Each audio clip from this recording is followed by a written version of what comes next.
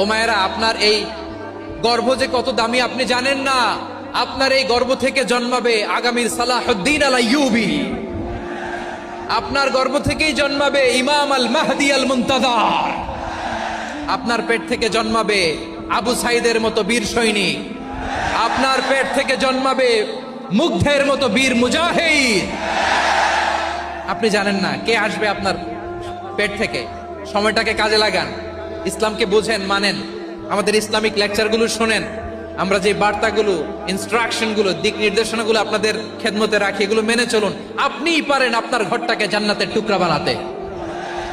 একটা family, it's a very big institution and you are the MD, the managing director of this institution. চিল্লায় বলেন ঠিক কিনা? চাইলেই পারেন ঘরটারে জান্নাতের টুকরা বানাতে।